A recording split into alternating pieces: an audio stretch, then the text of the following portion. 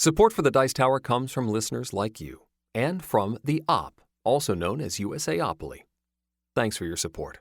The Dice Tower, episode 700. Me, Eric, and you.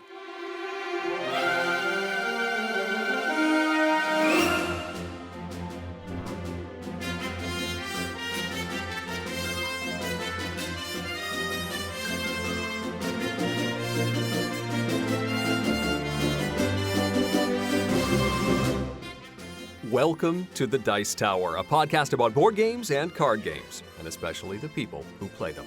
On today's show, Geoff continues his exploration of solo games. Tom and I have a joint review, and we celebrate our 700th episode by opening the audio mailbag to your comments and questions. I'm Eric Summerer, and here's your host, the Fred Rogers to my Mr. McFeely, Tom Vassell. Eric, I feel like you've used this one before. I know that. I know I have, but it's so appropriate to say speedy delivery when we're doing an audio mailbag episode. Did you like the Tom Hanks Mr. Rogers movie? You know, I did. I thought he did an excellent job emulating Fred Rogers, and it was an odd film. It was not what I expected, but I thought it was an enjoyable movie for sure. I really liked it. It was a nice movie. There's very few nice movies. Well, sure. If you're going to make a movie about Mr. Rogers, it's going to be a nice movie. Yeah, that's true. Well, howdy, folks. How are you all doing? I'm Tom Vassell. Hi there. I'm Eric Summerer. Can you believe we've hit this nice round number, Tom? Yeah, I think so. I mean, it's kind of weird because I was talking to someone today. I was talking to Roy, and Roy said he had put together a clip for our episode 500. And I distinctly remember doing episode 500 because it was around the same time of year, actually. It was. We recorded that one at the Gamma Trade Show. I think we did it a little off timing, just because it was so advantageous to meet in Vegas to do that. I like how you're saying that now. At the time, everyone was giving me grief. They're like, Tom, because I did episode 501 first. And then I posted 500 because we did it at the Gamma Trade Show. We had Joe come in. That was the first time he had been there for a while. So that's 4 years ago, I'm assuming, if we do about 50 episodes a year. It's something like that, yeah. It makes me a little sad. I wouldn't mind being at Gamma right now. Or, you know where else I wouldn't mind being? Anywhere. Dice Tower West, anywhere? Anywhere. Yeah, I've seen all the pictures of Dice Tower West from a year ago popping up in everyone's feeds right now, which I do miss. So are you excited, Eric? I know you're more of a video gamer. Well, maybe you're not. I think maybe we're the same. But are you excited about the Stardew Valley game? I mean, I never played Stardew Valley video game-wise, so I don't really have any sort of connection to it, but everyone seems very excited. But I've also heard it's sold out everywhere, so I guess it's happy sold out I'm not. In less than a day, and I believe if I'm going by the number of copies that, it tells you what order number you are, it looks like they had at least 20,000 copies. Wow. That's one way to sell a game without using Kickstarter. So, sure. You just base it on a highly popular niche video game. Yeah, but the game doesn't look bad. Now, I don't know if it is bad or not, but we'll have to wait and see. So that's kind of interesting. So a lot of things have happened since our last episode. I believe in our last episode we mentioned that we were canceling Dice Tower East. Yes. And if you didn't hear that, we are. It's not a thing I'm thrilled about doing. And you know what? It's very possible, folks, that in July things will be better. Things are looking better all the time. And who knows and who what. But the fact of the matter is, I had to make the call right now. Yeah. So that is what we did. I'm a little glad I did that because my life has gotten tremendously busier. And the reason for that is we just received word from our landlords that they want to sell the house the studio is in. Oh, boy. Yeah. So now they're giving me a couple months here and such, and they offered it to sell it to us, but it's too small. We were already kind of bursting at the seams in it anyway. So we're looking for another place, but this is not. So that's money and time involved there. I already have a bit of a headache all week from doing finances and this and that, and Oh, yeah. I haven't even done anything really. So, I mean, there's like light at the end of the tunnel. We'll have an amazing studio. Hopefully we can buy our own, make it our specifications and stuff. Like, fantastic. But it's just getting there. That's the thing. Yeah. Yeah, that's a big jump. Yeah, so that's going on. Also, folks, if you backed our Dice Tower Kickstarter, our Pledge Manager will be ready really soon. When you're hearing this, I will hope that within a week of you hearing this, we'll send a Pledge Manager out to everybody. So hopefully that will help. I hope you're enjoying all the different things that we've been doing. We've been working really hard on our video content. And, just trying to have constant stream of stuff going on the internet. Although, at some point in the future, there's going to be a break of a week or two. If and when we move. Well, I shouldn't say if we move. We're going to have to move. You're going to have to at some point, We're going to have to find something. So, it's super fun, Eric. Did I tell you that? Yes, well, having moved myself recently, I totally understand and empathize with you. Yeah, I was talking to the realtor, and he's like, listen, after you do this, then next year you could buy a house for yourself, too. And I said, I didn't tell him to shut up. But I thought it in my head.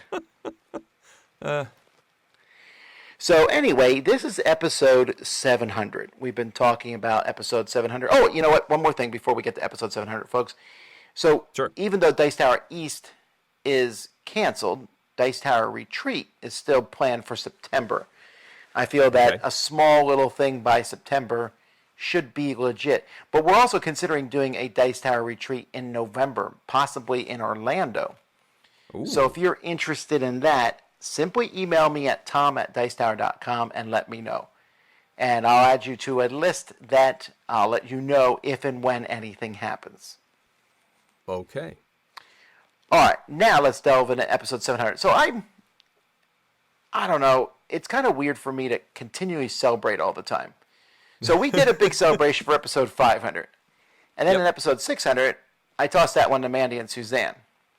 Yep. And now it's 700, and I'm like, well, I guess we should do something to some degree. I mean, we're 7 times the length of most podcasts. And so what we did is, if you remember from us talking about it in the past episode, we asked you all to send in clips. Yes. And you did. We got many different clips, and we're going to try to play all of them in our show today and discuss them. And if yours doesn't show up, then maybe we didn't get it, or you sent it too late, or I don't know. And I apologize. Maybe we'll play it in the future one if we missed one. Hey, well, maybe if we really like this, maybe we keep the audio mailbag in some way. Well, that's true, actually. And I'm glad you said that, Eric, because I was thinking that I like the idea of the audio questions. So if you have a question for the Dice Tower, instead of typing it, you could just send us a video file, and then we would play that. A video file? Did I say video file? Audio file. You did. Yeah. I do a lot of audio. So what we're going to do today is there's no top 10 You list. mean video. Audio. You know what? Since we're on this, me just being rabbit trailing today, do you know that you can subscribe to a podcast that is the Dice Tower videos in audio form? I mean, I know that, but Well, not all of them, by the way. Just a few, like our top 10s or Board Game Breakfast or the news or things like that. And that is, you can find that at Dice Tower, DTV Audio. So Dice Tower Video, DTVaudio.com. Okay. Okay, I'm done rabbit trailing. Back to episode 700. So in this episode, there's no top 10. And instead, what we're going to do is we're going to listen to some clips. But we're also going to talk about games. Don't worry, we have plenty of games to talk about. And I'm very interested to hear Eric's opinion on some of these games. Interesting. But since we're talking about episode 700, one of the things about the Dice Tower is we've had people come and go consistently in all different forms. Some people help us with show notes. They're in and out. And some people have helped us in various ways. And we've had volunteers be with us a few episodes. We've had volunteers help us for 100+ episodes. But we've had at least one person who's been here for more than 600 episodes. Oh, boy. And that would be Geoff Engelstein. Yes, and here he is continuing his series on solo games. 3,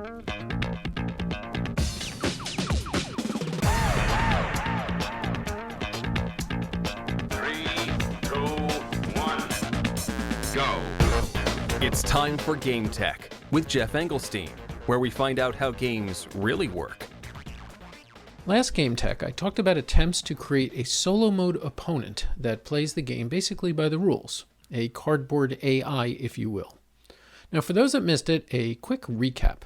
While solo gaming is undeniably having a moment right now, there have been attempts in the past to include solo modes, particularly in war games, where finding opponents can sometimes be challenging. Two notable examples that I talked about are the Counterinsurgency or Coin series of games pioneered by Volko Ruhnke, and Empire of the Sun, a card-driven war game about World War II in the Pacific. These examples all base their artificial opponents on flowcharts. You look at the state of the game, answer various questions, and ultimately the flowchart tells you what actions the AI will take. But the actions are basically the actions that you as the player can also take. There is another path. As some of you know from my day job, sadly recording these Game Tech segments is not my day job, I do product engineering. Now, engineering and design have very long histories, of course, and one of the techniques that has been developed and refined over that history is the idea of breaking a big design into many smaller designs and then putting those smaller pieces back together again. For example, if you're designing an airplane, you're not going to be able to have one group design the entire thing. You need to have one team that designs the engine, another that does parts of the interior, another that does the cockpit instrumentation, and so on. And each of those groups is probably going to break their work into even smaller chunks and smaller groups. The tricky part, of course, is making sure that the smaller pieces work together when everything is put back. And the key to make that happen in the engineering world is what is called an interface specification. Each of those smaller pieces is treated as a black box, and each group doesn't care what's in all of the other team's black boxes. They only care about the interface between their box and the box it touches. If you've done any computer programming, you recognize that this was adopted into software engineering as object-oriented programming. When you call another object inside software, you don't care how it does what it does, as long as the interface between the two of you is respected. Now, back in 2014, Morten Monrad Peterson had the idea to apply this idea to a solo mode opponent. What if, he wondered, we only designed an opponent that mimicked how players interact with each other, rather than worry about exactly what goes on behind the scenes? What if we only model the interface? Peterson called this idea the Automa system, and the first iteration was released for Stonemeyer's Viticulture. It was immediately a big hit, and Peterson has made Automa opponents for a bunch of other games since then. Let's take a look at one in detail for Wingspan. I'm assuming you've played Wingspan, but if not, you should still be able to follow along. So, first think about the steps that are required for you as a player to play a bird card. You need to have the bird card in your hand, pay food based on what is on the card, place it in the correct habitat, pay eggs depending on the position, and possibly trigger abilities based on the card placed. Now, other than that final step, triggering, none of those others involve other players. You do not need to know what is going on with other players when they're doing this. And in fact, when I play Wingspan, unless I'm teaching, I just zone out and assume the other players are managing their own bird placements properly. So Automa does not bother to model any of that stuff behind the scenes. Here's a list of the ways that players interact with you in Wingspan. Take bird cards that you want from the pool. They take food dice. They trigger your abilities.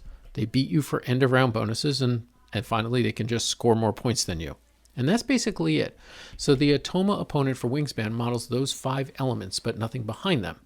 Unlike all those steps that you have to go through when you play a bird card, the Automa system, if the icon comes up that says it plays a bird card, it just plays a bird card. And if you check out the Automa for Wingspan, you'll see that for each of those elements, that's basically all it does. It models those elements that impact you as a player and completely abstracts everything else. So, does it work? Well, the popularity of Automa says that it does. Of course, you do lose some possible tactics where you can track what other players can and can't go for and what their overall plans might be and how you can disrupt them. There is a definite random element involved in how the opponent operates. The sacrifice that the Automa system makes is that unlike the flowchart-based system, you also don't feel like you're playing an opponent that is, in a certain sense, trying to outplay you and disrupt your plans, or that is reacting to what you are doing.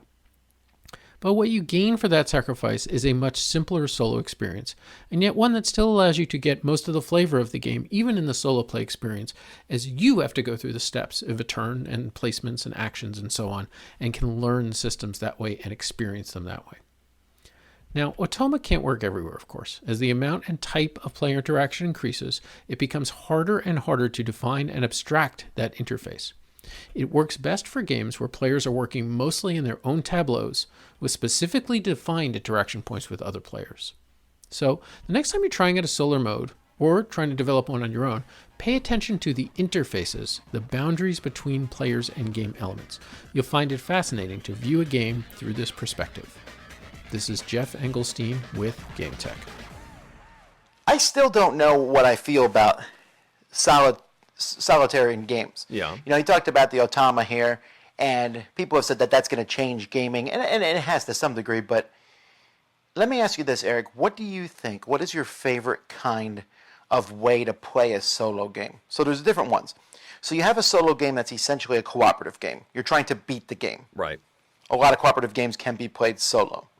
That's actually my favorite way to play. It's me versus the game. Right. Like maybe Seventh Continent or, like adventure games really fit in this category. Sure. Then another one is where you are playing against the Automa or even way back, remember Race for the Galaxy had a opponent that played against you. An AI opponent, yeah. Right. Sometimes, and this can be varied to the point where some of them they will follow a script. Others just take a tile off the board and get 3 points for it. Stuff like that. And then the third way is you're just trying to get a score. Yeah. And then at the end they're like, you got 52 points? You're a doofus. You got 86? You're gallant. Yeah. Oh, it's Goofus and Gallant. Sorry, Yeah. not Doofus and Gallant. Yeah. Goofus and Gallant. Yes. So which way do you like the best? I think I'm with you. I like the playing against the game because that is the pure way to play, or at least it feels that way. If you're playing basically a cooperative game solo, you're still playing the game as it would be with multiple players. You're just controlling multiple players. And then I'm sort of, what I really don't like is when if it's just a score threshold, or even worse, when it's just see how many points you can get and beat your best score. That seems really weak to me. I want to have a victory-loss condition. So if I'm aiming for a certain band, if I need to get 65 points, then that is my goal. And if I get 65 points, I win. And if I don't, I've failed. And then some games have a progression. Like after you get 65 points, you can then do something better in your next game. In fact, one of the games we're going to talk about has that for the solo mode. Where after you've beaten it once at X number of points, now you need to get more points, or you need to do so while also doing something else to, make it more difficult each time you play. I like that. And the AI, I'm not against the AI or the Automa systems, but they can, as Geoff said, get a little random. And sometimes they make really inopportune moves. And sometimes they just make a random out-of-the-box move that can mess you up because no human opponent would do that. But they did it anyway, which totally threw you off. So I guess I certainly like the co-op, playing against the game first. And then I'll take whatever I can get with either the thresholds or the AI opponent. Sometimes it's fun to work out the puzzle of an AI opponent and try and trick the AI or the flowchart into doing what you want and playing the opponent that way. So I'm not opposed to it. I think one of the reasons I don't like it as much, and I'll do it occasionally, I've played Wingspan, I played, a few of these games with that AI opponent, but the thing about it is I don't want to play someone else's turn for them. And that's part of what it is, right? I have to sit there and go, do this, do this, do this. So if I'm playing on the app, which is my preferred way if I'm going to play against an opponent, well, sure, the computer will just do it for me. Mm-hmm.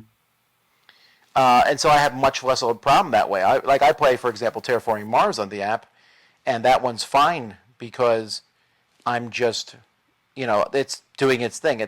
It might be doing whatever moves it's doing, but I don't have to sit there and go, okay, the computer will do this, this, and this.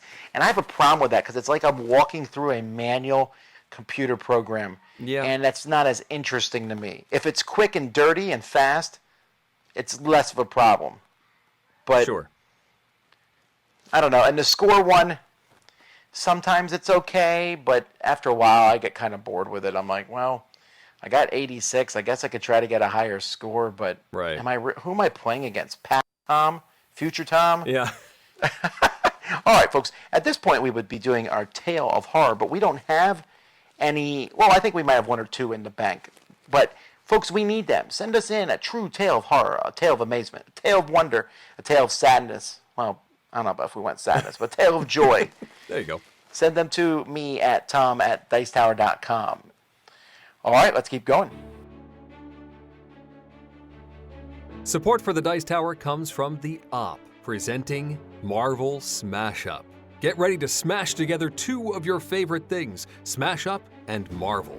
Marvel Smash Up is available now, the first officially licensed Smash Up game. TheOp and AEG have partnered to bring the world of Marvel to the shuffle-building game of total awesomeness. Mix and match different decks of heroes and villains. Choose from 8 different factions, 4 hero and 4 villain, including the Ultimates, Hydra, the Avengers, Masters of Evil, S.H.I.E.L.D., the Kree, Spider-Verse, and the Sinister Six. Find familiar Marvel characters to build out your drafting deck in this first ever licensed Smash-Up game featuring Marvel. It's designed to play with different Smash-Up expansions. What combo will you choose? Marvel Smash-Up is available now at TheOp.games or your local game store today. All right, Eric. So, like I said, we have a lot of different clips and a lot of different things that we got sent to us. Yes. So we're gonna jump right into that. We're gonna just play a couple clips from people that talked about how they found us or how they got into gaming. Period. Yes, that was one of the questions you asked for, and so a lot of folks told us how they discovered the podcast and what brought them into games. Play it. Hi Tom, Eric, Mandy, Suzanne and everyone else at the Dice Tower. This is Matt from The Offline Gamer. I first started listening to your show back in 2015, which is when I found my love of tabletop gaming. The game that sucked me into the hobby was Flux, which I'm sure Eric will be very happy to hear about. And it came at a time in my life when I was suffering from some mental health issues, namely anxiety and depression. I credit tabletop gaming with helping with my recovery immensely, and the Dice Tower was a big part of that process. And when I started listening to your show, I had an awesome time catching up on old episodes and getting ideas of the type of games I would like to play in the future. So I'd just like to say thank you for everything you've been doing over the past few years, and here's hoping you make it all the way to 1,000 episodes. Hello, Dice Tower. Dan Riley here, also known as Silverhawk85. And, you know, I really enjoy Tom and Eric's discussions of playing board games with their kids. But for me, actually, the tables were turned. My adult sons actually were the ones that got me into the hobby board game business. About 3 years ago, my son was in his late 20s and, you know, had discovered hobby board gaming with some Navy buddies. He said, "Oh, Dad, check out this game," which I had never heard of.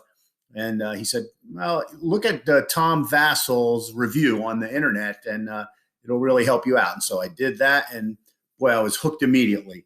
I have another son, Alex, who spent a lot of time in the car, and he religiously listened to the podcast, would tell me, "Yeah, did you catch the podcast yet? They talked about this game or that game," and really, again, hooked me into listening to the podcast. And now every Tuesday, I look forward to the latest episode. So for me, it was my kids teaching me and getting me into the hobby, which I really appreciate, because now we play as a family together and really enjoying it. So I think Eric and Tom, you guys are great. I really enjoy the Dice Tower, and congratulations on episode 700. Hi, my name is James Nichols, and I actually got into board games by way of history. I'm a history professor, and I wanted to play some of these historically themed board games, and soon I was hooked. I mostly listen to podcasts, so I've usually listened to the Dice Tower podcasts, although occasionally I do watch reviews on YouTube as well. I'm a big fan of the show. I like it when both Eric is on and Tom, as well as Mandy and Suzanne, and I think y'all are doing a great job. Keep it up. I love the podcast. Hey, Tom and Eric. My name is Trevor. And one day in 2016, I was fresh out of college and decided I need a new hobby. So I went on YouTube and searched top 10 board games and found a Dice Tower video. I clicked it, and from that video, bought a copy of For Sale, and the rest is history. I started listening to the podcast and watching every review I could. I think I started the podcast around episode 500, and I've never looked back. The Dice Tower has been there for every single step of my board gaming journey from the very beginning. And finding out that Eric does audiobook narration led me to start trying out audiobooks as well. It's now my main way of reading books. And there have been times when I search out Eric as an audiobook narrator and listen to books that he's narrated just because he's the narrator. I just finished listening to a book about the Cold War in which Eric narrates. I listened to it at 1.5 speed for about 20 hours, so I've had a lot of Eric in my ears lately. But thanks to everyone at the Dice Tower. Again, my journey has started with the Dice Tower, and I hope it will continue at every step of the way with Dice Tower people in my ear. Thanks, guys. Well, stuff like that's really, really nice to hear. It is nice to hear, but the fact that Trevor listens at 1.5 speed, I'm not sure about. You know, a lot of people do that. I can't stop people from doing that. I've had people come up to me and say, they'll say things like, "Oh, you talk too slow. No. You know, I'm used to listening to you faster." I'm almost morally opposed to it. That's too strong. But I'm really opposed to the speed listening because I think sometimes we're already rushing through life fast as it is. Well, I'm just annoyed that I spoke at a certain speed and somebody's like, "Nope, not fast enough." Well, it's fine. It's your audiobook, Trevor. You can do what you want with it. It's fine. Thank you for listening. I appreciate it. And it's always good to hear that we help people and that people like listening to the show. These folks, I cannot tell you how much this is helpful. I was having a long, rough day today, and listening to these was really, really good. Excellent. Speaking of that, I want to play another clip here from Bryce. This is a really cool one. Sure. Let's go. Hey, Tom. Hey, Eric. My name is Bryce. I've been listening to your show for about over a year now. It is hands down the best podcast out there for all things board game related. You guys have introduced me to so many different games I would have never have discovered on my own. You guys have not only been a big inspiration for my own journey within the board gaming hobby. I now own over 125 games myself. But you guys have also inspired me to actually take this hobby to the next level and do my own YouTube show about board games as well. Don't worry, we're not competitors. I do something entirely different. No need to worry there. Anyway, thank you so much to both of you for giving so much of your time to be a part of the board gaming world and for allowing us to be entertained from all your hard work and dedication to the hobby. Congratulations on reaching episode 700. And whether it's episode 700 or even 7,000, I'll be right here listening along with so many other people because you guys are, once again, the best when it comes to board gaming podcasts. Keep up the good work. Congratulations again. Thanks so much. I feel like, Eric, I think I can confidently say that we're not going to make it to episode 7,000? That is correct. Unless they invent some sort of de-aging pill. Because how long has it taken us to get to 700? It's been more than a decade, right? It has been, 2005? We're talking 15 years. Right, so 10 times 15 years is 150 years. Wow. So. Unless on the final show we just go straight, like flip the table, went to episode 10,000. So we could just make the last one 7,000. Just to spite Bryce. Oh, I could just start posting like an episode every day. But even if I did an episode a day, it would be 1,000 every 3 years. I'm not editing that, Tom. You'll do what? Okay, never mind.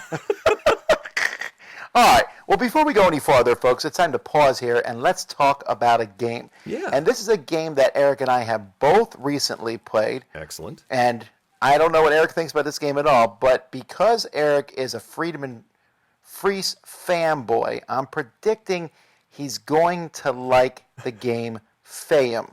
Or Faiyum. It's a city in Egypt. Yeah, Faiyum is the Egyptian town city. Well, I'm glad I listened to this before I did the video review. Location. Well, there you go. Yeah, I looked it up because I didn't know. But yeah, Faiyum it's an Egyptian location, and it is, as Tom said, a Friedemann Friese game. The theme is that you are advisors to the pharaoh. Yeah, blah blah blah. Yeah, you're trying to develop arable land. Blah blah blah. Yeah, There's no theme, folks. Don't even listen It's a to hex Eric. map with a river running through it, and the game starts all the farming spaces. You're trying to build farming land, and the farming spaces at the beginning of the game are infested with crocodiles. And one of the things you do is sort of get those crocodiles to go away so you can actually harvest things from the spaces. But the mechanism for doing this is a modified deck building system. Now, hand building. It's not really deck building. Well, yes, it's hand and discard pile management. There is now I forget exactly how many cards. There's a whole bunch of cards, over 100. There's at least 120, I think. But they go by 2. I don't think they go by 2. They do because they said they wanted room for expansions. Oh my word! You start out with some basic cards in your deck, and you have them all in your hand. There's no draw deck for you here. You are taking cards into your hand and then playing them into a single discard pile for you. That discard pile is never shuffled. So you will play cards into your discard pile, and that triggers actions, and you're building structures on the board, many of which are communal. So if I build a road, that is a road that everybody can use for other scoring opportunities. And as I play these... Everything, by the way, everything in this game is communal. I don't think there's anything that's not. Well, money. Your personal money and your cards. Well, sure, that's in front of you, but anything you build on the board. And as a side note, there is a huge variety of pieces in this game. There are bridges and roads. There are grand bridges. Yeah. There are L-shaped things. I can't remember what they're called. There's cubes. Labs? I remember they're expansions to the L-shaped things. Yeah. There's a ton of different pieces, and that's not counting the 6,000 different wooden crocodiles. That's not that many, but there's like at least 50. Yeah, 38, I think. Still. Fine. So with all of these crazy buildings and pieces and stuff, they all come out on the board with these 100 or so cards that will be placed out on the board and drafted in a fashion similar to Power Grid. There is a current market of cards that you can get. These are all numbered. There's only one there's some duplicates, but each one is uniquely numbered. And so they will get placed out in numerical order, starting with the smallest cards that will be available right away, and you can buy them and put them directly into your hand and then play them out on the board. And then the other cards will reshuffle as new cards get brought out. And eventually, the better cards, the higher numbered cards, will work their way into the current market, becoming more powerful, and that's the progression of the game. As you play these, they go down in your discard pile, and eventually, you're going to do a cleanup phase where you will draw the top 3 cards from your discard pile in the same order back into your hand, and then you can pay to get more cards back into your hand. And that is a difficult economy because you eventually can't pay for all of the cards to come back into your hand. You have to basically let some of them go. And the order in which you you may not even want to pay to put them back in your hand. You may play your weaker cards out of your hand first. Yes. So that you can ignore them the rest of the game. Yes, but it is possible that if you play them in the wrong order and bury them too far, a card that you need to do what you want to do is too far down for you to get it back. So playing in the proper order is important. And I certainly made that mistake, getting rid of some important cards. I played solo for this game in my first play. And I, at one point, lost the ability to build roads. Actually, no, I lost the ability to build settlements. And that's kind of important. I ran out of places to put things that I needed settlements. There are cards that say, place something on a settlement, and I ran out of settlements. But you can pull those guys off every time. Yes. Every time you pull people off, every time you get your cards back, you also get to pull a couple people off. Yes, which offers more opportunities for you to place little characters on those spaces. There's this whole economy and board position, ever-shifting board position, and there are some cards that work well together to score you lots of points, but it may require a space available on a settlement or a road that you can use, and the other players can say, oh, I see you have that really nice combo. I'm just going to make sure that I never leave you that opportunity to score with that character. And so there's a lot of interaction here because everyone's messing with the same board position. And the system of having to work your hand management, how many cards do you spend before you do a reset action, how many do you try and get in your hand before the end game, because when the end game comes, you can't do that administration action anymore. It is It's tricky, and it rewards continual play because you learn those cards, because there's that 100-some individual cards that all do different things. There's a whole glossary where you're looking at what these cards do. Yes, and we should pause here because Eric's like, oh, you get to learn these cards after multiple games. Well, you're going to need multiple games because they did something I have a very big problem with in this game, and that's the fact that they tried to make it language independent, which is fine, I suppose, but this game depends so much on the cards. It's really annoying to have to look up every card as it comes out. You really do. In the rule book, he's like, oh, just look them up as they come out. They come out every turn. Yes, you're looking After up a while, I was every like, time. only ask me about a card if you want to. I'm not going to tell you about them other than that. Yes. Oh, yeah. I mean, that is a barrier to entry. But I think it also is one that adds a lot of depth as different combinations and these cards come out in different orders. And a certain number of cards are going to disappear every time somebody does an administration action. That takes some of the cards off the market, just eliminates them from the game. So not every card is going to be purchased and available every time you play. The solo game, like I said earlier in the show, has a point trigger for your first game. And then in subsequent games, you're trying to achieve certain goals, like build a certain number of houses on the board, or build all of the bridges on the board, build all the temples, and reach those thresholds, which then earn you bonuses for the next time you play a solo game. And I kind of like that idea. It's going to force me to play in different ways and go for different goals and sort of ride the wave of what cards are available as I go for different scoring opportunities. I'm looking forward to playing this more. I don't think this is one that my kids are going to be able to approach at all. So as far as playing multiplayer, I have to wait until we can play things in person. So this will be a solo game for me for a while, but I really like the potential of Faiyum, and I'm looking forward to learning all those cards. All right, I'd like to start out by saying I like the game. Okay. All right, it's fun. I enjoy it, but there's a lot of problems with the game.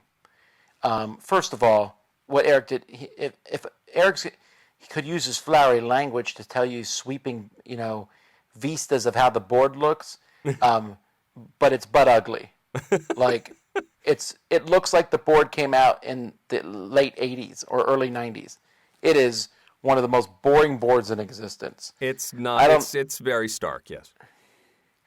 Okay, but that's just aesthetics. Okay, fine, But more than that, the game doesn't have any theme, but it tries to inject theme in almost pointless ways. Like Eric was just talking about, I haven't played the solo. I've only played against people, but Eric was talking about the next game, build bridges. Here's the thing. You'll play a card that says put a road here, put a temple here. Like, for example, there's some things that let you put blocks on temples, and you put out roads, and you do all these different things. But you know what all that means? Nothing. It's all literally the same thing. So if it's like put a block on a temple, and then it tells you your reward for doing that is getting like $2 and 2 victory points. Okay, fine.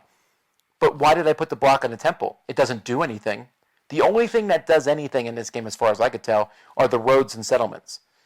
And a bridge is just a road that goes across the river. A grand bridge is just a bridge that gives you like 12 points at the end of the game. It has so many different pieces, and you're like, I need to find the right piece, but it doesn't matter. Well, and I guess that's fine. It's not that big of a deal, but it's just weird because it feels like they should matter. Well, I think some of those wacky pieces, there are very few of them. So, like, those grand bridges can only be built a couple times. I think there's 2 of them. Well, it's also the highest card, Eric, so you're only going to use it once. True. Or maybe twice. I guess there's a possibility of using it twice. Yeah. But sure, we didn't run into pieces going out, and that again, it's just kind of a funky thing. And I think this game it's definitely, if you had shown me this game and didn't tell me who the designer was, I would have guessed Friedman Freeze. Because it has that funky feeling. And actually the game it reminded me most of, besides the power grid way you put the cards out, was Copycat a little bit. But the other thing about this game, and this may break the game for some people, didn't for me, but you need to realize this going in, this is possibly the most tactical game on earth. You cannot plan a strategy in this game. The cards come out in all different orders. You'll get a card that says, place this piece out, and then there's another card that says if this piece is out, you can do something. You can put a guy on it to get points, but those two cards may not come out in tandem. Mm-hmm. Or they do come out in tandem, and so you're kind of just playing and you're having fun, and some cards give you victory points. I got a card that let me sacrifice a crocodile Yep. anywhere on the board. I called myself Crocodile Hunter, and I was just like, just shooting crocodiles over the board. Yep. And that was cool, although that card seemed super powerful. I got a lot of points from it because it was really easy. But and all the cards in the game are really easy, and I like the concept of play a card, buy a card, or do the regroup or whatever the action's called. Administration, right. It's just that I feel like this game is a game a lot of people will play and say, that's interesting, and then move right on. Well, okay. I think it's too esoteric for most people. Because I think it's a hard teach, too. Because I'll teach people, and they're like, what are we doing? I'm like, I don't really know. You're just building stuff on the map. We're clearing crocodiles off. You're building a road path that doesn't really mean anything unless you draw the one card that lets people move on the paths. Well, yeah. You're building temples, and what do these temples mean? Nothing really. Like there's a place that you can put 2 stones on one temple. There's a place you put 5 on another. What's the difference? I don't know. They fill up more quickly. But what does that matter? It matters for certain cards. It's all about manipulating the board position to later use other cards. Yeah, but there's 100-some cards. How are you supposed to memorize them all? Right. I don't know. Here's the thing, though. I said all that stuff, and it's all somewhat negative, but I enjoy the game. But I'm kind of there for the ride. I'm kind of there like, ooh, look at this cool little card combo I got. I got these cards that match each other. I'll play them and do this fun thing, but I don't think I could ever play this game seriously. I just play it more silly wise. Okay. Friedman Freese has moments of genius, right? He is a designer who's not afraid to take a chance. He is all about taking 4 chances. And sometimes his chances bring games that nobody else comes near. Yeah. Power Grid. Even games that didn't do very well, like the Fast Forward series, did not sell well, but it's a neat concept. Who else is doing stuff like that? But with everybody like that Thomas Edison, Nikola Tesla, those kind of people, for every great thing they do, there's a decent amount of duds, and there's also some things that aren't necessarily duds, but they're so weird I don't know who they're for, and I think this is one of those games. Okay. I think this is a game that in 4 or 5 years we'll talk about, like, oh yeah, that's a really weird, cool game we played, but I would be surprised if this one's even remotely a hit. All right. Well, if it does sound like one that you want, I believe Board Game Geek is the only retailer for the game here in the U.S., and so you have to go to BGG and order out of their marketplace. Yeah, and you know what? Go watch reviews on it and stuff because you might like it. So again, I'm not trying to chase people away. I just think that the game has a barrier. For me, that barrier, it's quirky enough and unique enough that it's one that I'm going to want to play more of. I'm already sort of itching to play another solo game. It does take up a lot of space, though, with all those pieces. I didn't even bother sorting them out. I just have a pile of pieces next to the board. Also, yeah, there's 3 regular resources in this game, and honestly, I can't really tell the difference between them. I mean, you have wheat, stone, and something else. Is it? It's not water.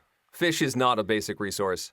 No, that's right. Then there's fish. So again, it almost feels like you should spend the time looking at all the cards because you're like, why do I need fish? You look at all the cards out there. None of these cards need fish. None of these cards need fish. Right. Oh, there's a card that needs fish. Yep. But earlier on in the game, you have to decide if you want one or not. Right. And you're like, I don't know. I let that fish card go. Yeah. So, alrighty. Well, that's how do you say it? Faiyum. Faiyum. Alrighty. Well, let's take a listen to a couple more people who sent in clips. Billy Glosson here, sending well wishes for your 700th episode. In 2017, I had many sleepless nights due to a devastating late-term miscarriage that my wife and I suffered. Late nights were made easier as I shared laughs with Tom and Eric. And now, in 2021, I met with sleepless nights again, this time with my newborn son. I'm once again sharing laughs with the Dice Tower as I rock him to sleep. Thanks for everything you do, especially Tom's candor about Jack and how this wonderful hobby can serve as a bit of reprieve in hard times. Huzzah. Hi, Tom and Eric. This is Ray Greenlee. I've been listening to the Dice Tower podcast since about the time Eric came on, and have really enjoyed listening to you guys over the years. The podcast is the main way I get my Dice Tower content since I don't watch a lot of YouTube videos, so I really appreciate the effort you guys continue to put into producing it. The Dice Tower has impacted my life in a lot of ways over the years. Everything from meeting you guys at conventions, to talking audiobooks with Eric, to pranking Tom with Diplomacy Lies. Overshadowing all of that, though, was 2 years ago when my 3-month-old baby daughter became terribly ill and needed to spend 2 weeks in the hospital. It was an incredibly challenging time for my family, but the board gaming community was there for us. The Jack Vassell Memorial Fund was able to take care of my daughter's hospital bills, and my family was able to stay on its feet through the difficulties. Thank you so much to the Jack Vassell Memorial Fund and everyone who's contributed to it. Those contributions help real people like me. If you haven't, check it out to see how you can contribute, and you can help someone too. Congratulations to the entire Dice Tower crew on 700 episodes. And once again, from the bottom of my heart, thank you. All right, these are possibly my favorite things to hear. Not necessarily, but you know what I mean? Yeah. This is one thing, and we don't talk about this a ton on our show, folks, but both Eric and I are on the Jack Vassell Memorial Fund board. Yes. And there's a lot of people on this board, and honestly, in the past several months, there's been a lot of activity on the board. Sure. You don't always see all this, and you barely see it, folks, but if someone needs help in the industry or has some sort of, emergency, someone who's a board gamer, they can go to the website jackvassell.org, and we'll take a look, and we can then just immediately send them the money if they need it. Yeah. And in fact, the auction, we run an auction every year. If it's not running right now, it's really soon. Yep. Where you can put up items or bid on items, and all this money goes for a good cause. So I appreciate hearing things like this. It's always, because of what happened with Jack, anytime I hear about any kid going to hospital, I'm always like, if that's almost like paralyzes me a little bit, to hear about it. But I'm glad to hear that we can help people, and it's good to hear about a new baby. Yes, indeed. And it's heartwarming to get to hear that aid has helped people get over the hump, and that they're still doing well, as time has gone by, and that we sort of gave them the push that they needed to get back on their feet. That's always a really nice thing to hear. All right, Eric, last time we spoke, you had played the newest Unlock games, the Mythic Adventures. Yes, indeed. So you're working your way backwards now and playing Epic. It's not as good as Mythic, I guess. They're running out of adjectives to use here. They are indeed. I have now, with this set, I have now played all of the current Unlock adventures. I am now caught up. But yeah, Epic came out about a year ago. I think it says 2019 on Board Game Geek, but I think it came out I think that's not true, Eric. I want to say it's more like 6 months ago. It was early 2020, or mid-2020. Anyway, this is, once again, a trio set of Unlock. This has the 7th... In fact, all of these have some sort of... This must have been the 7th set, because they all have a 7 in their title. There's the 7th screening, there's the Dragon's 7 tests, and there is mission number 7. That's not a riff on 007 at all. Not at all. The 7th screening is like an old-timey horror movie theme that uses some black and white cards, because you're watching an old movie. Usually, Unlock has blue cards and red cards that then can get combined and then it has to be one blue and one red that can combine together to do cool stuff. But with the black and white, you don't know what color is which, and so there's a little more flexibility as cards get combined with each other. There's a little bit of breaking of the fourth wall in this one. Yes, there is. Which is fun. There's some cute moments in the 7th screening, which is fun. I enjoyed this one, enjoyed the puzzles. This is the easiest of the 3, and I enjoyed the ride on that one. Didn't have too much trouble. I know you say it's the easiest of the 3, but I definitely got stuck. But there's one moment that really made me laugh out loud, and I'm not going to spoil it, but it has something to do with I can't see the screen. Oh, yes. Yes. That just made me laugh out loud. Yes. This one had... The only thing I didn't like about this one, Eric, was I thought the ending was... It required you to do things in a specific order, and I jumped the cube because I just assumed it's hard to explain without spoiling it. Yeah. But it was a little wonky at the ending. But yes. Okay, I think I know what you're talking about. You're talking about like the final assembly of the puzzle. Yes. And you have to do things in a certain order. Yeah. Yeah, so like I've said, well, this obviously goes with this. Well, no, you had to do this with this first and then that. Right. And I was like, oh, are you kidding me? You had to build up to it. I had it right in my head. I gave myself a point. Sure. Secretly. So the second one is called the Dragon's 7 Tests. This is, I think, a Chinese-themed. You're sort of seeking the advice of a grand master and going through these trials to be accepted as a student with that master. It's got some unique puzzles, some sometimes frustrating puzzles because they're trying to do something that's a little bit different. There are lots of visual stuff in this one. Not necessarily finding hidden numbers, although there are a few of those, but combining things in visual ways and seeing patterns, pattern recognition. And there are a couple moments where it's unclear what you're supposed to be doing. I think they didn't quite make the logical connection on some of the puzzles. And at one point, I actually solved something incorrectly, but still got a valid result from the app because it was the answer to a different puzzle. So that rarely happens. They're usually pretty good at avoiding that. Usually they are, but in this one, you often will be told to discard a card. And so I had already discarded this card. And then the app, because I entered what was an old combination. So if you do this card incorrectly, enter the wrong code on one card, it's actually the correct code for an old puzzle. I know why now. Okay, I know why that happened. You're talking about they have a new system in this one. It's only used for this game. Yes, it's a code entry system, and yes, it's but the code entry systems, there's fewer of them. Yes, there are fewer combinations, so it's possible to duplicate, and so you can incorrectly be told to get a card that you already got, and it wasn't a huge deal, but it was something that happened, and this is also the first time I've been playing using the app on my phone, and I got a phone call in the middle of the game, which crashed the app. And so I was 2/3 of the way through an adventure, and the app just booted me out. I had to start over, which I got all the puzzles, but it was a little frustrating. There's also a coordination, like a team real-time puzzle in this one that I think was unique and interesting, but difficult, which is cool. It's a nice little... I know which one you're talking about. Okay, well, we cheated on that one. After a while, I was like, let me just see the cards. Yes. Yeah. Well, playing solo, let me see what you have. I still had to do it. So that was my least favorite of the three. I think it was just a little off. Not terrible, but just a little off. But my favorite of the three, and I think Tom's favorite too, because he was like, you're going to like this one, is Mission 07, mission number 7. You talk about theme. This has the strongest theme of almost any of the unlocks there is. It is a spy thriller. You are trying to track down a mole, an agent that is working against you. So it's actually a 2-part system. The first part that you actually split the deck in 2, and you're only working with this limited number of cards at first, and then you'll get to the part 2 later on.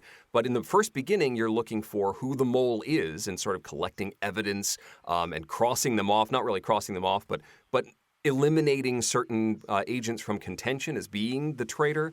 It's like a deduction game mixed in. Is. I really like that. Yeah, and you also have characters. You have 4 agents that you're working with that all have strengths and weaknesses, and you're matching them up with puzzles, and they have gadgets and cool spy stuff, and there's augmented reality things with cool glasses that you can see through walls, and really neat the way it all comes together. Again, not perfect. There were a couple of puzzles that I guess I had a little bit of a speed bump with. I had the evidence, but I didn't quite make the connections that I was going for. But overall, a really fun ride with the spy one.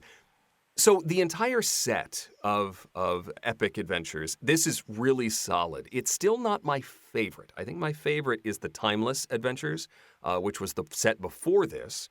But this is also very strong, and that spy adventure is the problem is when you tell me the names, I don't even know. What is Timeless? What's in that Timeless one? had the time travel one, and it also I had like that Lupin,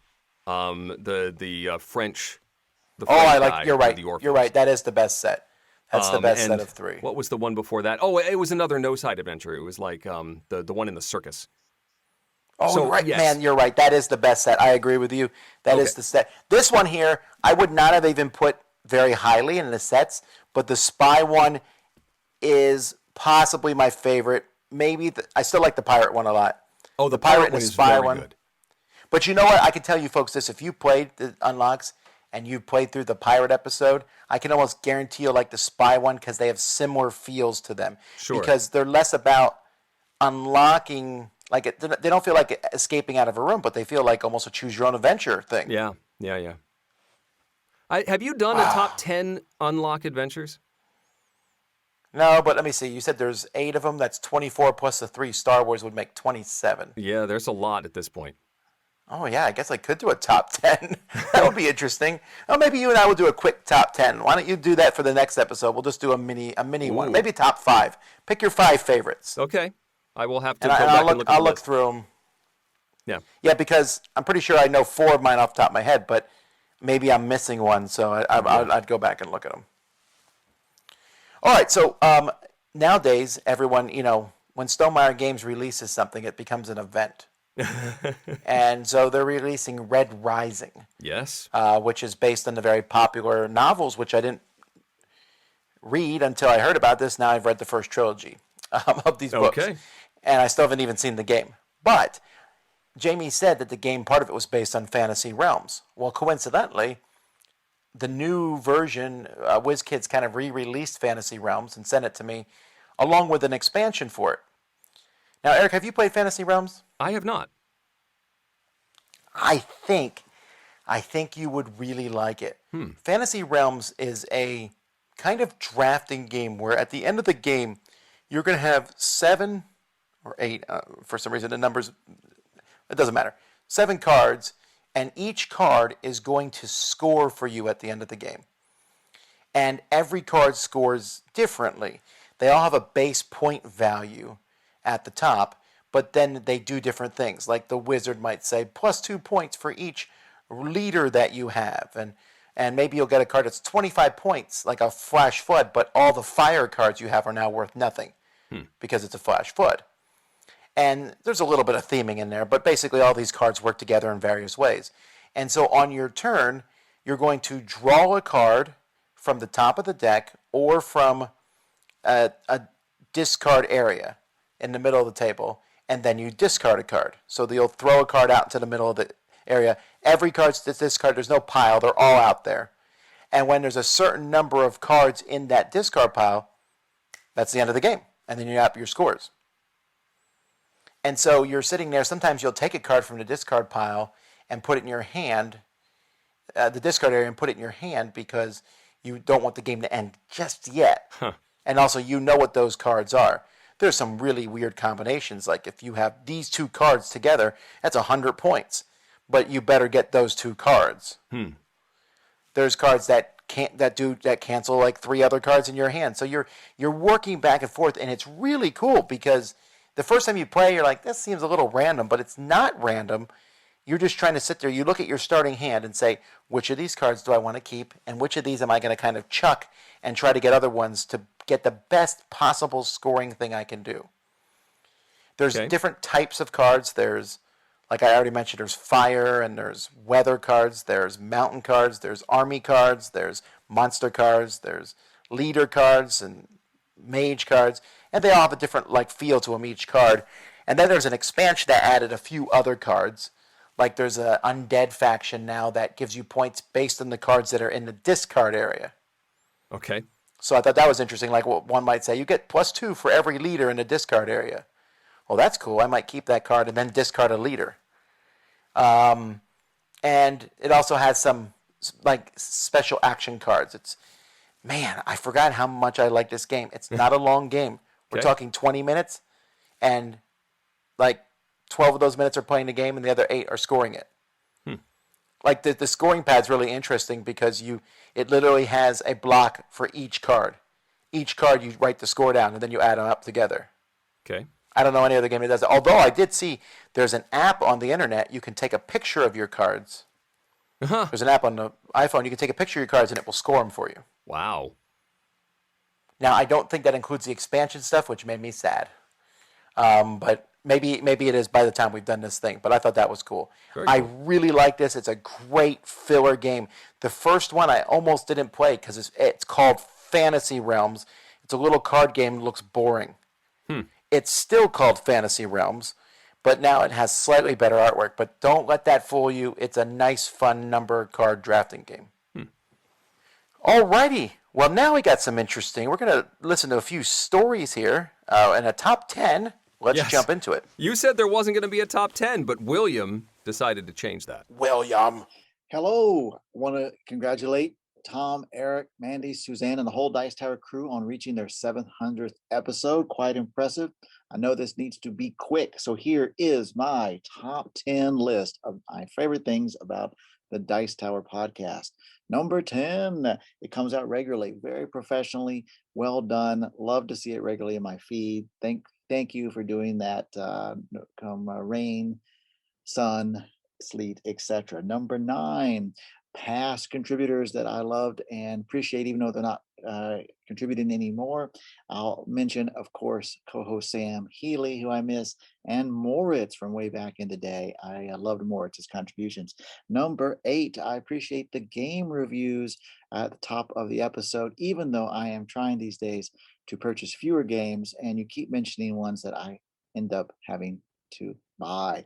Number 7, Tales of Board Gaming Horror. They are great. They're awesome. Maybe it could have been higher on this list, but I do agree with Tom that he needs to kind of have a filter and make sure he keeps it to really good ones. Number 6, the questions and answers. I really like them. I think Tom does a good job editing the questions. They're entertaining, interesting. And I say that as somebody who submitted a question that Tom has, I think, selected just to disagree with it, but it makes for entertaining listening when Tom is disagreeing with the questioner sometimes. Number 5, Geoff Engelstein. I love his contributions, his segments. I often summarize them and share them with my friends outside of the hobby. Number 4, Mandy and Suzanne. Love them. A great addition to the Dice Tower. Number 3, I love the Dice Tower's general positivity as optimism. It's a kind of way in which it really supports the entire hobby. Number 2, of course, Tom and Eric. I love the way they work together. Just fantastic. Long may you continue. And number 1, of course, the top 10 lists. Of course, I love them. Everyone loves them. Keep doing them. Thanks very much for 700 episodes. I'm going to keep listening, as I have been since almost the beginning. I started right when the transition to Sam Healy was coming on. So I've been listening for a long time. Love you guys. Take care. Bye-bye. All right. Well, I guess if you're going to do a top 10 list and then you make the top 10 your number 1, that is the most meta thing you could possibly do. That is his number 1 in the top 10 is top 10s. It does make sense. I was like, when I was listening, I was like, wait a minute. Eric and I are number 2? What's number 1? He'll be like, the shows you're not on. I miss Moritz too. I'm just saying. Moritz is too famous now for us. He is. He's very famous. All right, let's listen to Roseanne. Yes. Hi guys. I listen to the podcasts each week and watch many of the videos, but even a year ago I had never heard of the Dice Tower. Then of course we were hit with a pandemic and we all battled through the first weeks of isolation, homeschooling, etc. And my parents, who are both over 70, kind of started getting really bored, as most parents I'm sure did, who are retired and don't have a lot of else to do. And so I decided to send them a board game each week as a surprise, because they do love board games. And so which board games to send them? Oh, let's use YouTube and find out. And that's where I found the Dice Tower. And nearly every single day since, I have used the Dice Tower for entertainment, for passing the time, for research, and it feels like a little community. It's just really nice. So I thank you all so much. The last year has not been the best year, but I've managed, and my family, to get a lot of enjoyment out of it. I now own a lot more games than I used to and play a lot more. Thank you. Okay. I want to hear more about this story. Okay, that's the thing here.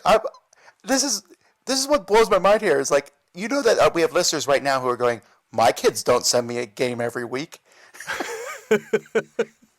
I want to know, does Roseanne have a blog? Is this a series somewhere? I want to know, like, what games worked? Which ones did her parents really like? Which ones did and they are not they like? okay with getting a new game every week? That's most people. That's very impressive. It is. It's really cool, and I want to know more. Alrighty, well now we jump to Jeremy. Hey Tom and Eric, it's Jeremy from Arkansas. As someone who has been listening for far too many years to count, I want to congratulate you on 700 episodes. I've listened to them all. I can identify roads I've traveled down by the tales of horror I was listening to at that time, and I'm sure glad you brought those stories back. I can associate home projects I've worked on with specific top 10 lists I've heard. All this is just saying, I'm glad you've been with me in all the ups and downs in my life. Here's to another 100 or 300 episodes. Cheers. Does this happen to you, Tom? Where like you associate? I just associate like driving down the road sometimes with stuff I've been listening to, or if I hear a particular song, then I remember the life event that had me hearing it for the first time. You know, I know where I've been when I've listened to some podcasts, and I remember where we recorded some. Yeah, maybe. Well, here's a thing for everyone who's listening. You know, yesterday, as us recording this, so we're recording this on March 4th. March 3rd was Melody's 21st birthday. Oh, boy. She's 21. She's married. And, yeah. I started. Okay. I got heavily into the board gaming. My first review, she was 2. So I'm almost up to 20 years of reviews. That's next year. That will be our thing. Yep. 20 years of reviews on the Dice Tower. Oh, boy. Alrighty. Well, you know, if you want something else to make you feel old, let's listen to Melanie. Hi, this is Melanie Cocktail, and I started listening to the Dice Tower podcast in the fall of 2016. And I would save up my episodes and I would listen to them as I drove by myself on the way to pick up my son from college. And I felt like Tom and Eric were taking a road trip with me in my car. And I enjoyed listening to the podcast, hearing about all the latest games, even tales of horror. And now that son is graduated from college and even married. So congratulations on 700 episodes. Yeah, you know, this reminds me, Eric, sometimes we're at a convention every once in a while, and some young person will come up to me and go, I listened to you when I was a kid. And I'm like, huh. We're old, Tom. Yeah. Do you know that we are? Do you know that I was telling people this. For the first time ever, though, I wished I was a little older. And this is because in Florida, right now, as of me recording this, besides essential personnel, 65 years and older gets the vaccine. Yep. And they're talking about, and I don't know if this is true or not, but they're talking about once that's done, they're going to go to 55 and older. And I'm thinking, are you going to go to 45 and older? Because I'm 44. Yeah. Yeah. Oh, yes. No, that's where we are. Connecticut's at 55 right now, but 45 is next. And so I'm waiting for the next click. Yeah, but that means I got to go with the 35-year-olds. Boo to that. Yep. Yeah, exactly. My birthday's in September, but I don't want to wait till September. Don't wait till September. Okay. What a dumb thing to complain about. It will happen. Sure. At this point, it will happen. Okay, anyway. Yes. All right.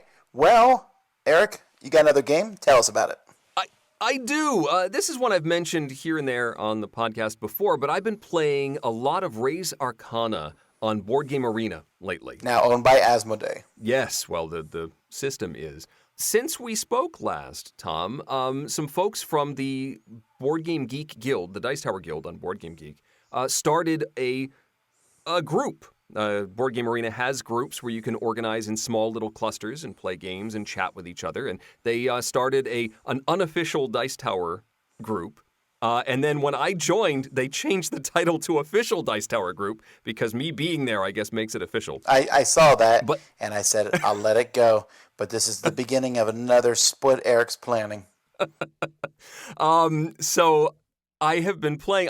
I asked, would you like to play Raise Arcana, thinking that we'd get a game together because I've been enjoying playing it with some of my friends and wanted to play more of it. The system is nice. Raise Arcana is a Tom Lehman card game. You are manipulating different resources to play cards out and collect more resources, claim cards from the center, and basically race to 10 points to try and beat your opponents. It's fun. I like the puzzle of looking at, you see what all 8 of the cards you have in your deck are at the beginning of the game, and that is all the cards you're going to get. So you try and plan to build them in a certain order and cycle through that deck to basically execute your plan, and it's really cool to make that all work. So I wanted to play that and offered to play a game with some folks in this new group, and I am now playing 3 simultaneous games of Raise Arcana.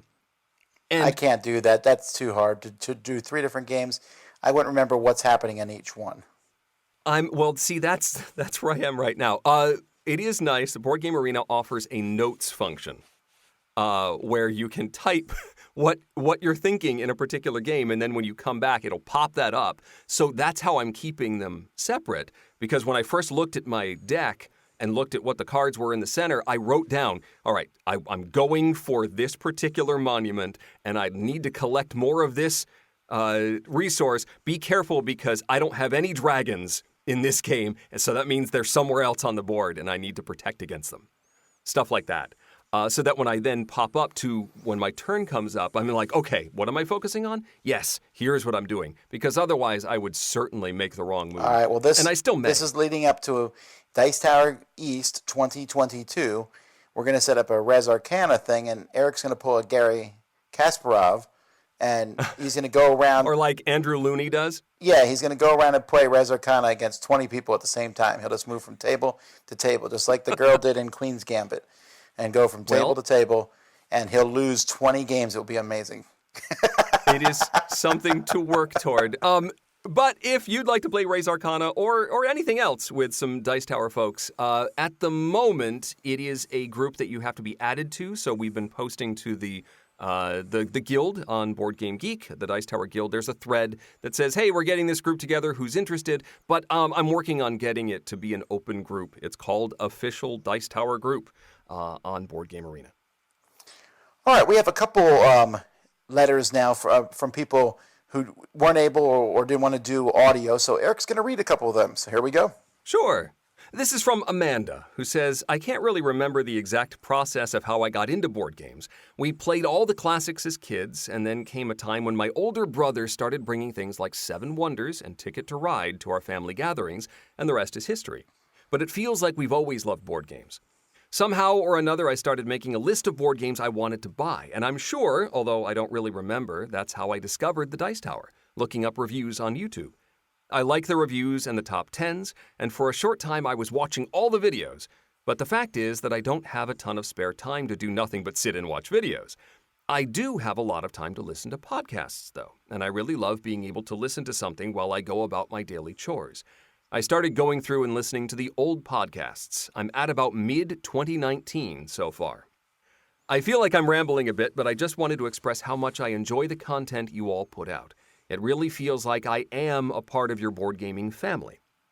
I don't have a lot of board gaming friends, mainly just my siblings, and we only get to play together about twice a year.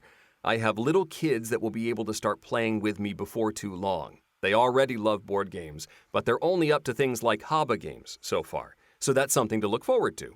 But in the meantime, it's so nice to tune in and hang out with a group of friends chatting about things I enjoy. I don't even like roll and writes, horror games, or heavy Euros, or even the Two Truths and a Lie game, but I still listen to every one of Mandy and Suzanne's podcasts because I just enjoy listening to them chat so much. My absolute favorite part of the podcasts is Eric's puns at the end of the credits. Boo. I really look forward to those. I'm sorry. And my least favorite part is that I miss hearing from Z Garcia. You guys should have him on as a guest sometimes, if that's possible. So anyway, long story short, thanks, Eric, Tom, Mandy, and Suzanne for the podcasts. I would be very sad if you all stopped making them. Well, that was very nice. Yes, indeed. And I miss Z too. Tom, you get to see him all the time, but I don't get to see Z very much. And Thea says, I can't remember when I started listening to the podcast or even how I found it, but Tom was still in Korea and Eric was not yet on the show. The good old days is what we call that. That was a long time ago. I vaguely remember that the first episodes I listened to was talking about why Joe left or was leaving. That's actually about when I jumped in, listening as well. You both feel like family in a way that other content creators don't. You've always talked about your families quite a bit, and I've watched and listened to your kids grow up. Since my kids are very close in age to Eric's, and also both boys, almost 9 and 11, I'm often experiencing very similar things at roughly the same time.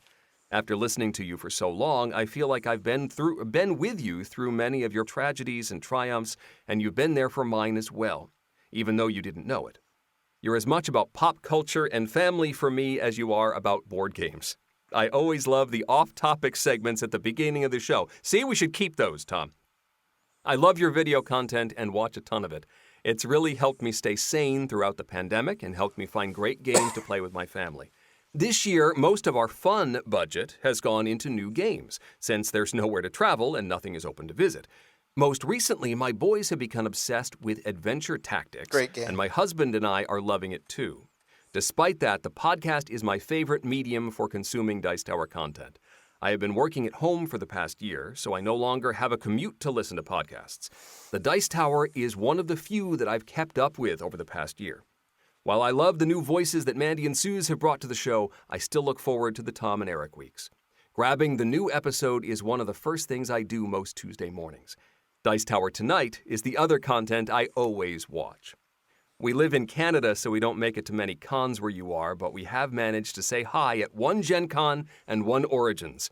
One day, maybe we'll play a game together. Thanks for all that you do. I hope it keeps going for many years to come. You know, speaking of pop culture, Eric, can I get us to make a parody song called It's Summer All Along? We can work on that. I've been humming that constantly. Boom, boom, boom. Yes, boom, it's on my Spotify playlist. I wake my kids up with it like every other day now. Did you know that it hit #1 on iTunes? Did it really? And I won't say exactly what song we're talking about in case you aren't caught up, but yes, a song from WandaVision made it to #1 on the iTunes charts the day after it came out. That's interesting. Yes, I ended up buying all of the theme song elements of WandaVision.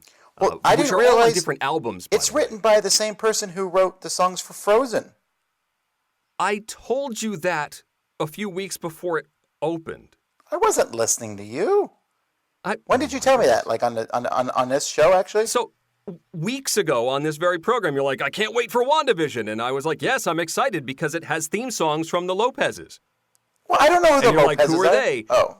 And I said, they wrote a little movie called Frozen. And then I said something like, I can't stand the songs in that movie. And then you said, we need to let it go. And that you...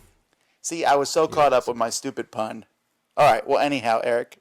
The last thing we got in the mail was from Michael Rios, who sent us a puzzle, a type of Sudoku I've never seen before. Like, what was it called? A bulb Sudoku that has not only the standard grid, but also these sort of thermometer bulbs that have sequential numbers in them. And it's like advanced Sudoku, and I haven't even done regular Sudoku in a while, and I have not solved this puzzle. But he did say we could post it somewhere, so we should probably do that. Yeah, post it in the guild. People can play it there. Yeah. Alrighty, well, before we go any farther, let me talk about another game.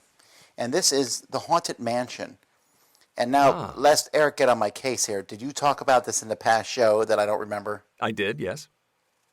This is the Call of the Spirits game, the Disney Haunted Mansion game, right? Right. Okay, so yes. I definitely listened to you talk about this, but just to clarify to the listeners, what did you think of it? I wasn't a fan. So I'm faintly recalling this. So, by the way, folks, in this game, you are moving around this rotating room. You get 3 actions per turn, and you'll use these actions usually to grab ghosts, and you're collecting ghosts, and it's your typical, these ghosts are worth 2 points each, these are worth more the more ghosts you have, these ghosts you want, a pair of them is good, one of them is bad, things like that. They get you points at the end of the game. But also it's a set collection game where you're drafting them from the board. Right, but you're also collecting some, what is that stuff called, like potency or some... spookiness it's tokens. like haunting level, yeah. And whoever has the Haunt. most of that at the end of the game loses their biggest group they've collected, which is another That's way of painful. saying you lose. You lose? Yeah, I mean, I don't understand how you could. I mean, because the only way to win this game is to get a big set of something usually, and Right. so if you lose it, you've lost the game. You need to get rid of that haunt stuff. Yeah. So what did you not like about it?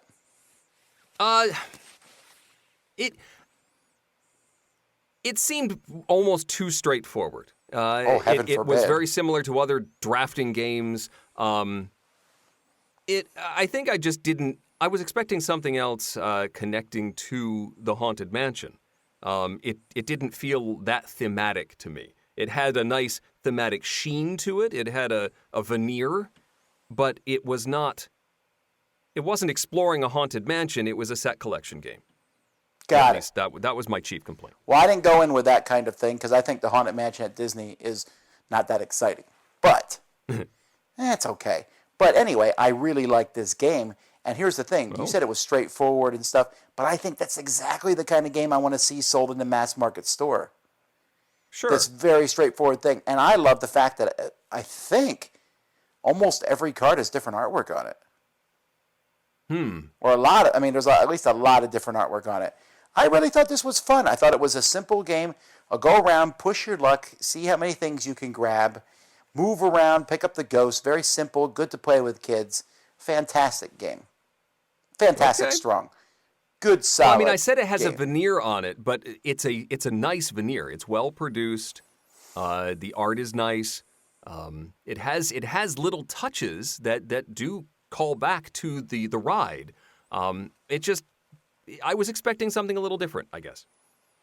All right. Well, it's not often that I get to say the game's more positive than Eric, so I feel like I should bring these out every once in a while. All right. Sure. Well, we still got some more comments. We're just going to play a bunch of them in a row. These are just shorter congratulatory things. I feel almost a little bad playing all this stuff because it's like we're awesome. But I just want to play these because I like hearing the different voices, and we appreciate each and every one of you. So Yes, thank you for sending these in. Rapid fire. Here we go. Hey, Tom and Eric and the rest of the Dice Tower crew. Congratulations on episode 700. I've listened for a few years, and you've introduced me to many great games. And it's always a great part of my week when a new episode comes out. So, love it, and wish you guys all the best. Cheers. Hey, Dice Tower. It's Nick in Sacramento here. Congrats on podcast 700. I've been listening for 3 years now, and I've enjoyed every bit. I want to thank you for the many, many hours of entertaining content and, the back and forth between Tom and Eric and Mandy and Suzanne. It's a real easy listen because it makes you feel like you're listening to a conversation just between really good friends. So thanks again, and I can't wait for the next 700 podcasts. Take care. Hi guys, this is Emery from Kentucky. I want to thank you all for the work you do, and especially for the podcast. I like to listen to it when I've had a tough day at work, when I'm stressed out. It helps calm me down, relaxes me. I really enjoy listening to y'all's game recommendations. I just got my first unlock set, and my whole family really enjoyed it. So we'll be getting some more of those here in the near future. Something else I really like is listening to you guys talk about some of the games you play. A lot of times I don't get to play some of those heavier games, and just because of the people who I play with. So getting to hear you guys talk about those games and the fun you have, I really enjoy it. And sometimes when I do get to play those games, I have a lot of fun. So keep up the good work, and hopefully I'll be listening to you guys for many years to come. Bye. Greetings from Luleå, Sweden. My name's Marilyn. I'm Eric, and we've been listening to the Dice Tower for some years. Yes, probably 2019. And 2012, I think. And some people may have listened a little bit longer. We bought many games because of you. Yes. Please stop. No, don't stop. No, okay. We really love it. Go on. Thanks Thank for you. everything. Yeah. Hey, Tom and crew, this is Mark from Grand Gamers Guild calling to wish you congratulations on hitting 700 episodes. Pretty exciting, and not too long from now, you'll be at 4 digits, hitting 1,000. Keep going. Hi, I'm Lorna from Scotland. I've been listening to the podcast for about 5 years. I'm always excited for the latest Tom and Eric or Mandy and Suzanne episode to pop up on my podcast home screen. In general, I really like podcasts. It's like listening to the radio, that really cool specialised channel all about your own geeky hobby.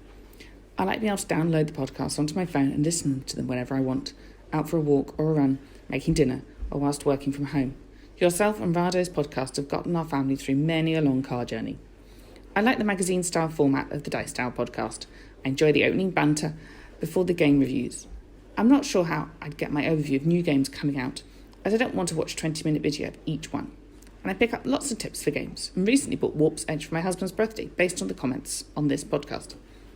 I feel like part of the family listening to you all, and I get excited when you review a game that I know about and love. I felt so happy when Suzanne reviewed Goblivion the other day, and was sad she didn't like the art style as much as me. I like Game Tech, Game Pie, and the top 10s. I've loved the alphabet one recently. Thank you all for being yourselves on the podcast, for being honest about the last year and the impact it's all had. I like hearing about all the ice cream sundaes you and your family were eating, Tom, about Eric's move, and about all the online gaming Mandy and Suzanne have been sharing. I've appreciated all the family gaming reviews as I play at home with a 7 and 10-year-old. Here's to the next 5 years. Questions. Hi, Tom. Hi, Eric. My wife and I have been listening to the podcast for a little over a year now, but have listened to about 2 more years of back shows. So, guys, I have a question. Back when we first started hobby games, we played a lot of Ticket to Ride, but I lost a lot. Nowadays, it wouldn't bug me as much, but at the time, it did. So, I looked up strategies online. Next play, my wife noticed I was playing different, and I confessed I had looked up strategies. She then got mad and accused me of cheating because I hadn't told her. So, guys, looking up strategies without telling the other player, fair or foul? So, I understand the frustration. I do. I just think it's funny he's not telling them. It's the secrecy I'm upset with. No, I get it. I do. When my wife and I were playing games, often we'd play at game night early on in our game night career. And then I would sometimes seek out the strategy boards on BoardGameGeek. And yeah, she'd get a little upset. Like, what are you hiding information from me? I'm like, I just want to know how to do better next time. She's like, I don't like that. I'm on her side. That you should be sharing, like if you're reading it together and sharing the information, that makes sense. But it is sort of like you're getting an unfair advantage. It's not cheating, but feels like cheating. One of you is it's like going up against someone in chess who has studied tons of moves and you don't really know how all the pieces move yet. Anyway, that's sort of what it makes me. I'm sorry. That question is. I'm amused by the whole thing. All right. Let's go to the next question. Next up. Hi, Tom and Eric. I think my favorite thing from the Dice Tower is the Dice Tower podcast with you two because I feel like I'm hanging out with friends and talking about board games. My question for you guys this week has to do with rules. I've recently played a bunch of games where rules seem to be migrating around and weren't necessarily in the rule book. For example, in a game called The Force of Admiron, a lot of rules had migrated to giant cards and they weren't in the rule book at all. In Sleeping Gods, some of the rules weren't actually described very well, but were only in the examples. And similarly with a game I had called Upkeep, where the rules describing scoring weren't actually described in the rules, but in an example, or later I found out a card, which was very frustrating because I couldn't go to look up the rule unless I just happened to look in the example. Have you seen this before? Have you noticed this to be a current trend? It's not a big deal, but when I go looking for rules, I want to find the rule that describes what my situation is rather than having to necessarily read an example. What do you think? Am I crazy? It's okay to say I'm crazy.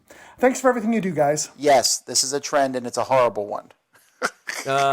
It does. It makes it very difficult to look things up. I get it. And I understand why designers are trying to do it. It's all about that first teach. You know, you don't have to explain as many rules in the rule book if things come out naturally. I guess I'm willing to accept stuff like rules on cards more than I am, because that's a play element. You're going to see that in the game. Than I am rules hiding in examples in the rule book. That's the worst. Rules on cards actually kind of like, I like Magic the Gathering cards. when they give you a keyword and then tell you what that keyword does. I'm a fan of that. Yes. So, yeah, this is a frustrating thing, Richard. I definitely get that. But fortunately, some rule books are getting better. Not many, but some are.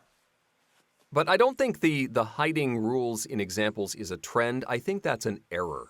I think that's a mistake in rules writing. But putting them on cards might be a trend. I think that's to streamline the rule book and allow for, if you put a bunch of rules on cards that come out as you play, then you can add an expansion that changes the rules without having to change the overarching structure of the game. Moving on. Hello, Tom and Eric. Congratulations on episode 700. I've been a fan for a long time. I've been listening for at least 5 or 6 years.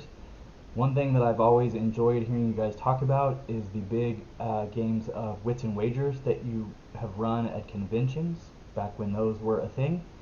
And I've been thinking about running an event like that at work, and I was curious if you could speak a little bit to how you handle those, especially how you handle the betting odds with so many teams, and whether you think it's satisfying. With so many teams, are people still betting on getting the right answer, quote unquote right answer, or is it just sort of random luck and people are never getting the right answers? So if you could talk about that, I would really appreciate it. Thank you very much, and here's looking forward to another 700 episodes. Thanks. Now, Eric, did Aaron mention how many people were at his work? I don't think he said. He seemed to indicate that it was going to be a large group, because he wants to know about... Yeah, I was going to say, Aaron, unless it's more than 100 people, I don't think you'll have a problem. Because what Eric and I do... You have to form teams. I think that's the chief issue, is that we try to keep it to... I don't think, the basic game for Wits and Wagers is 7 teams. We have pushed it to 8, maybe 9. No, we ran 13 teams one time, Eric, and it was foolishness. Yeah, well, you want to keep it to 7, 8 teams. I think we can run 9 teams with that one board, Eric, maybe even 10 teams with our one board. Right, you do have the larger board. And I think I said that we have a max of 100, 10 teams times 10 people. But a beautiful setup would be 7 teams of 7 people. I think that works well, but the team thing works way better than you think, because everyone's sitting there and they're all talking back and forth. They get very animated, especially if you throw in a top 10 list in the middle. That's not in the actual game, but that's something we always do. We're like, list the top 10 grossing movies of 2017, and everyone's sitting there trying to figure them out. And we found that really gets people animated every time we play. Well, I think that the bonus question concept, that is something that the North Star folks did with us the first couple of times. Oh, sure. I'm not saying we made it up. Events. We got it from them, but it's not in the actual game if you buy it. It is not. That is certainly something that we do for the live shows. But now it's become like our thing. That's like my favorite part of doing the Wits and Wagers game. Sure. Yeah. Well, to say what it is, if you don't know, Aaron, at 2 points during the game, after the 3rd question and after the 6th question, we do a top 10 or a top 14 or something, a list of things. And you have the teams write down as many answers as they can, or up to 10 answers. And then they get a point, or they get 5 chips or something for every correct answer. And that infuses more cash. Because in later portions of the game in Wits and Wagers, you can run out of money if you made some bad bets, or somebody has a giant lead and they've got way more cash than everybody else. This infuses more money into the game for the 4th and the 7th questions, and sort of brings everybody back into it, which is helpful. My name is Ryan, and first, I just wanted to say thank you for all the work you and everyone at Dice Tower does for us. The Dice Tower not only puts out a ton of content, it more importantly puts out spectacular content. So once again, thank you, and look forward to hearing your 1000th episode. I have a deep passion for board games because I feel like board games help break down barriers between people and build bonds among them. I'm curious, what drives you guys at Dice Tower to do what you do? This is actually a good question, thinking about it. Because there's various things that drive you to do what we do. So at the beginning, almost every single person who does a podcast or video or blog or whatever, they're driven because they want to tell people about these games. They want to talk. It's either that or sometimes maybe more bases and I just want people to listen to me. Okay, but I'm trying to be more optimistic. So you just want to tell people about games.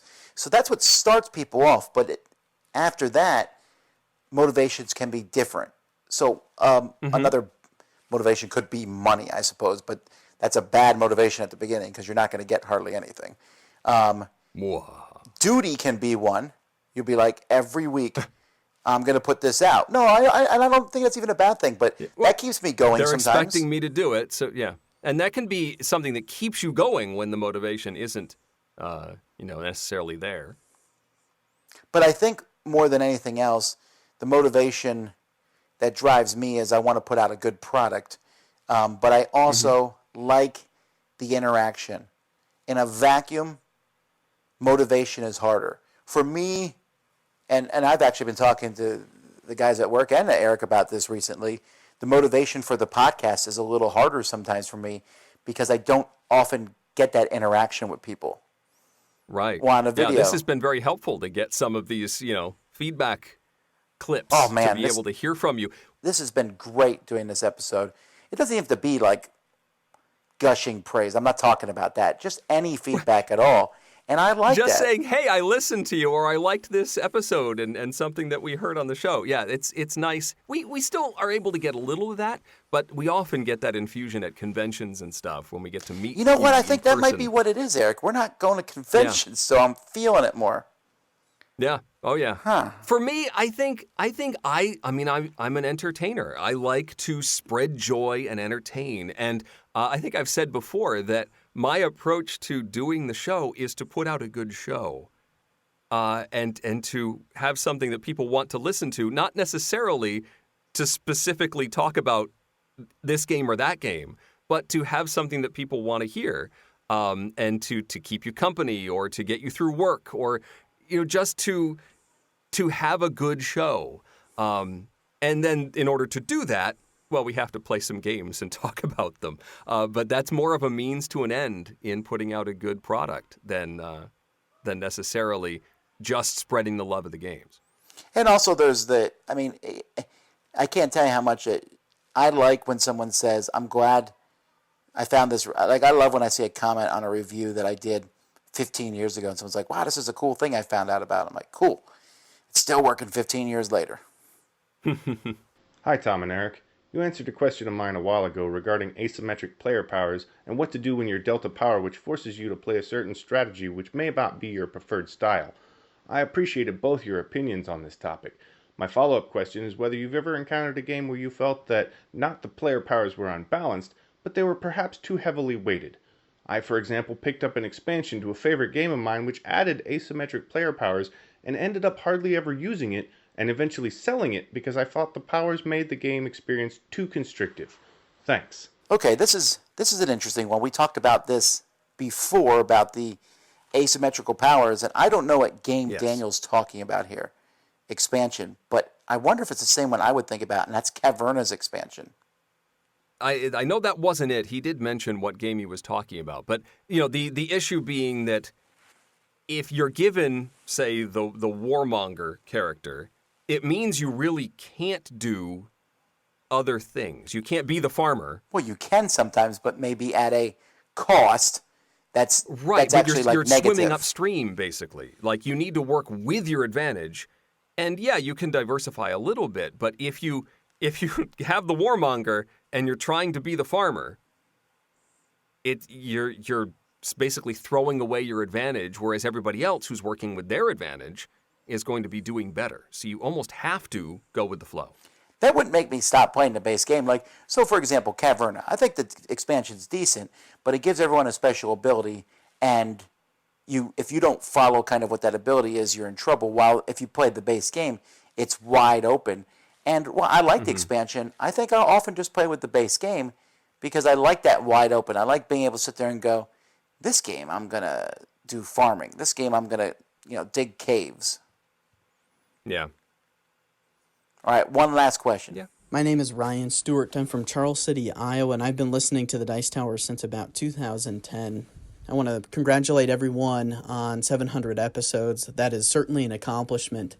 And thinking back over the past decade of my life, the Dice Tower has taken me through several seasons of my life, from graduating high school to college to graduate school, getting married, and now being blessed with 2 beautiful young daughters. The Dice Tower's always been there. I hate to admit it, but I don't always get to play games as often as I would like, but the Dice Tower has allowed me to consistently engage in the gaming hobby, even though I might not be getting as many games as I should to the table. My question for everyone is this. Over the past decade, I can imagine you've been carried through many seasons of your lives as well. Specific to recording these podcast episodes, what's been the favorite recording location that you've spent time sitting in, making this very podcast that I've been listening to? Again, congratulations on 700 episodes. I hope you have 700 more. Interesting. This is interesting. I'm thinking of, well, there was one time that was me alone in a box in the dark talking to Suzanne because we had just been hit with a tornado, but we still needed to record a podcast. That's the best location you've been in? That was the most interesting. But I'm trying to think of, because we've had some interesting recording situations, you and me, Tom. Over the years. Lots of conventions, lots of recording in hotel rooms, talking into a couch, or setting up all of the pillows in the room as like a sound barrier to talk into while we record something. Well, let me tell you some of the ones. Okay, so I remember distinctly, and this is a really long time ago, we recorded and someone asked if they could come listen. Oh my goodness, I remember that. And it was super awkward because we had an audience of 1. I do remember that. Oh, yeah, we were hanging. It was at a convention, and we're like, we got to go record the podcast. He's like, hey, you mind if I hang out? And I was like, sure, because, I didn't think anything of it until we got there, and I was like, this is a little weird. and if that person's listening, I don't remember who it is. It was weird for me to have an audience of 1 as opposed to that. But I also remember we did it, I think, 2 years in a row. Eric and I recorded at breakfast at Board Game GeekCon. We went to the hotel restaurant there. We went off into a corner and we recorded, and that was interesting. It was fun, and we've done a couple. I think we did one at Gen Con that way. It was a good way to get a recording done while working like we had to eat, and it was sort of a nice casual conversation. It was just interrupted by waitstaff and occasionally people walking by. Hey, Tom, how's it going? That's true. So it was some interesting editing, but it was a nice. I sort of miss some of that. The relaxed conversation at a convention and sort of talking about how it was going. I think we set one up one time with a third mic, where we said people could come by and talk with us. At Origins, I think we did that one time, and I think one time I'm trying to remember now. I think we did something where we said, let's record bits and pieces of it. And then I forgot. I'd be like, Eric, we need to record the podcast at some point today. Oh, yeah, sure. Yes. And then at the end of the day, I was like, well, we haven't done it yet. I was like, well, why would we record this? And then we had to do it at breakfast on Sunday. And that's kind of how it worked. Oh, that was the same time. That's what happened. You're right. Because I was going to record like bits and pieces of it.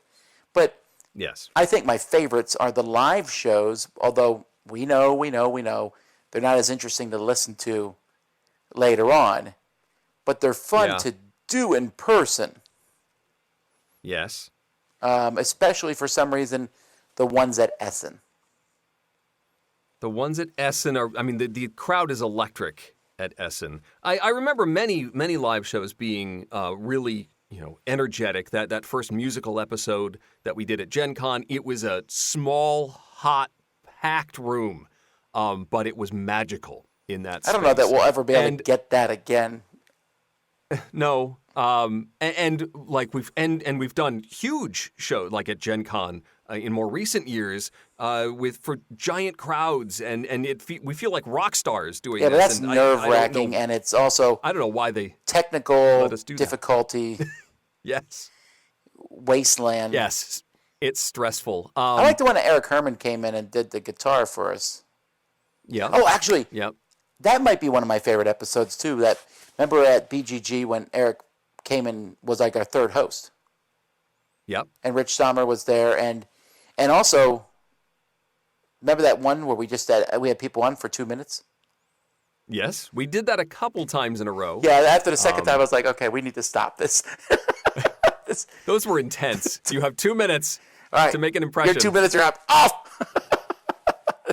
But I don't know if the location itself, I'm trying to think of the best location. I would say a cruise ship is probably the best location. Nope, I disagree with that because I don't want to waste my time doing a podcast on a cruise ship. There was the first cruise where the ship was really rocking and the curtain behind us was swaying and we were making the audience ill watching us. It was fun. Yeah, I don't know.